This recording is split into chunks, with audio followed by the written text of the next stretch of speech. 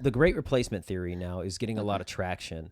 And if you go on Wikipedia, they call the Great Replacement Theory this white nationalist, right-wing extremist, white supremacy theory that is designed to radicalize people and to cause them to do acts of hate and crime and violence against minorities. The thing is, though, like if you watch, we'll show this clip here. It's getting traction on national news coverage, but in the national news coverage and all the like more liberal media, it's just being painted with one brush.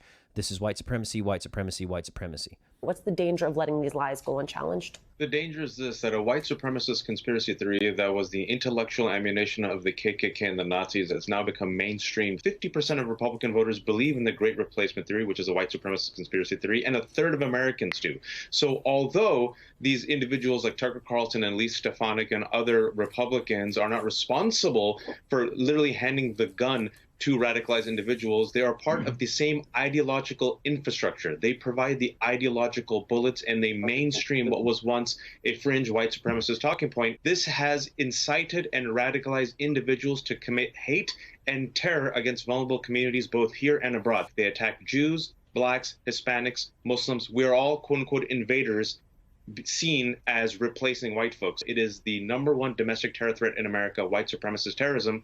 And literally the talking points and the ideology of these terrorists is echoed nightly on Fox News. Okay, first off, he put Jewish people in there with more traditionally brown people, like darker brown people. Yeah. And most white people think of Jewish people as just other white people, as far as I can tell. I might be wrong. Well, I know there are some people who are like, oh, down with the Zionists. The other thing is, the guy in Buffalo, the shooter in Buffalo, in his manifesto, I saw pieces of it. I'm pretty sure it was the shooter in Buffalo. He said before they like label him as a nationalist, racist, right winger, he had answered these own questions. Like, I'm just as much a socialist as I am a capitalist. I'm just as much like he's essentially like a libertarian type person. So that is actually packaging a false narrative, saying that he was just a white supremacist extremist. He's painting all Republicans who would believe that this is happening as, oh, we want to murder brown people because we're racist. Yeah, and that's not the case. They have nothing to do with each other. Right. You don't have to be a racist to want immigrants to come here legally. Yeah. There's nothing racist about that. You don't have to be a racist to want the vote to be limited to American citizens. Yeah. There's nothing racist about that. If you're a legal American citizen, that should be your ticket to having say in how this country is governed. Period. Like, there's nothing racist about that. But the interesting thing to me is, if you notice the wording, it's like they're literally trying to program people. Every time he mentioned the Great Replacement Theory, it immediately, even as fast as it could, he'd be like, which is white supremacist theory, blah, blah, blah. Which is the white supremacist, blah, blah, blah. Like, every time. And then equates it all to Tucker Carlson feeding it to us. Tucker Carlson, white supremacist, blah, blah, blah. Tucker Carlson. Like, it's like programming. Yeah. Right? Like, it's like he literally had to say it, or it's like he had a quota. If you don't say white supremacy 14 times, you're kicked off the show. Like, it's, something crazy. That makes me twice as suspicious, because they're like, oh, if you notice this happening, you're not allowed to say anything about it or you're racist. Yeah. They're pre-programming everybody. The funny thing is, when people on the right are talking about Great Replacement Theory, they're not talking about white supremacy and, we're afraid for our whiteness or whatever. They're literally talking about a sort of hostile takeover of government. Yeah. That the reason we have a porous open border is to manipulate the vote and to rush in a bunch of illegal immigrants and to make it where European immigrants from second, third generation, whatever you are no longer the majority. Well, and they call it a radical theory with no credibility that has been disproven over and over and over, right? I don't even know if it's true, but I would lean towards the side that they are using. The reason why to me that's funny is because then we'll watch this clip of Joe Biden, 2017. So there's a second thing in that black box, an unrelenting stream of immigration, non-stop. Folks like me who were Caucasian of European descent, for the first time in 2017, will be in an absolute minority in the United States of America. Absolute minority.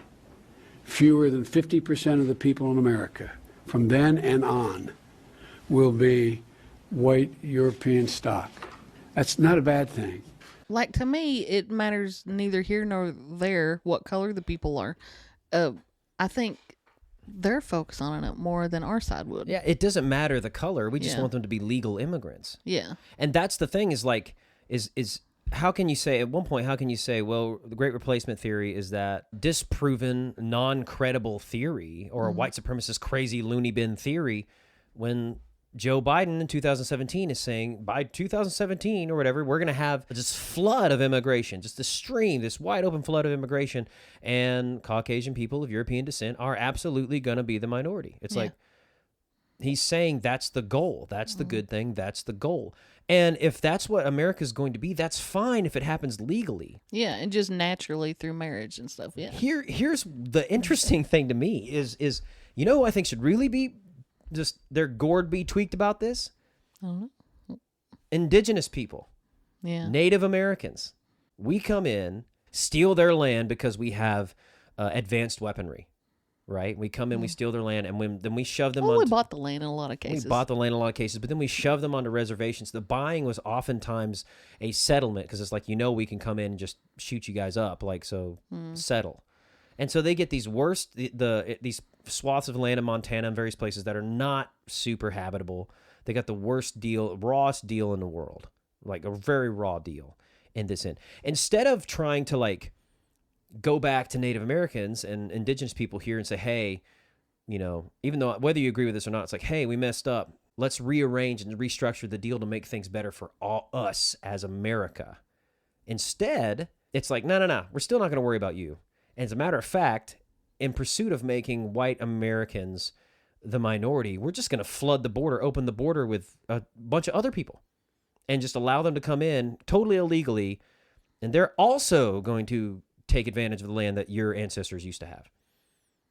Like, it's just, it seems so crap for them. Keep supporting independent quality content. Thank you again for all the likes, shares, subs, and comments. So don't forget to subscribe.